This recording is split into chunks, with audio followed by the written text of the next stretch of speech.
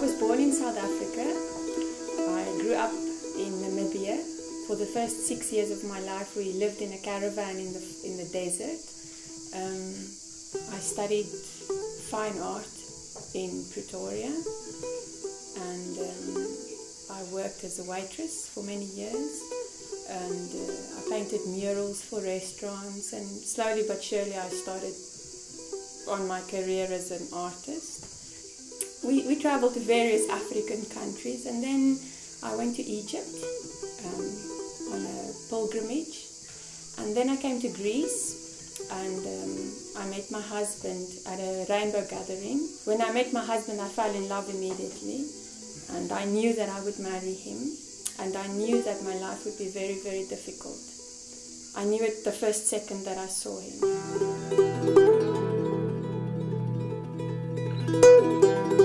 The first 2 years of living in Greece was really difficult for me because I had a newborn baby and I didn't really have help and support, and I found motherhood so difficult and I couldn't find anyone to talk to. In the beginning I didn't understand the language at all, and I bought a book.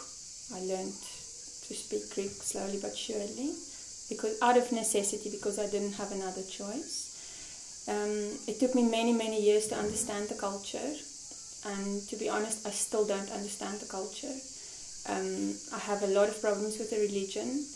You know, I think that I'm very tolerant to the beliefs of others, but I have found that people have not been very tolerant to me, towards me.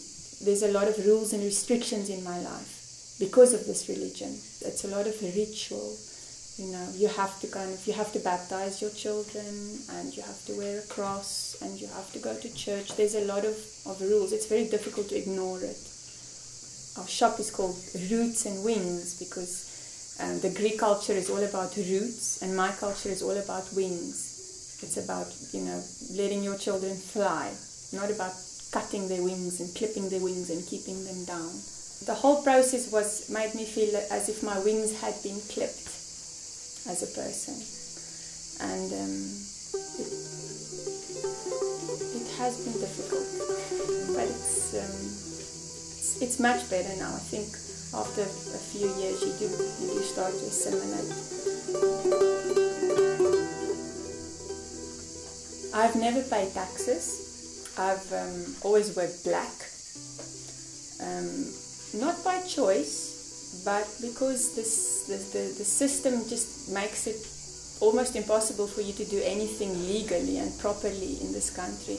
I'm also an English teacher, and even I know a lot of people that are also English teachers, and it's very, very difficult to do things the proper way. I like the idea of contributing to the government. I like the idea of working legally. It's not that I want to work illegally. It's very difficult for me to work legally though. In the end, after many years of feeling really lonely and misunderstood, I made friends with different women, not just Greek women, but foreign women as well. And I think that's really what saved me, was just to know that there are other women in a similar position and that feel the same way and that face the same problems. But I have to say that I've also made some great Greek friends. It's not that I only have foreign friends, it's just that I seem to connect easier with foreign women than with Greeks. We have some German girls in our group and French girls. We have a Serbian girl and some other South African girls as well. We get together once a week, we have a coffee. In the beginning, these friendships were based on complaining. The only thing we ever did in the beginning was get together and just complain and just share how difficult it was for us to understand this culture and how intolerant we felt that the people were, and how it brought up our issues of tolerance, because it goes both ways. You know, you have to also accept the culture. It's not just about the culture accepting you. Our group of friends are mostly foreign girls. We do have a few Greek girls in our group, but they've either lived overseas for many, many years, or they're highly educated. They have a different way of thinking. When you complain about the state of things, or you try and express the difficulties that you have in a new country, I think when you speak to the natives of that country, they often get offended because people don't like hearing criticism of themselves or their way of life. It's very difficult for them to understand what it feels like to be a foreigner. Yes, I don't think people are really interested in what foreigners can offer.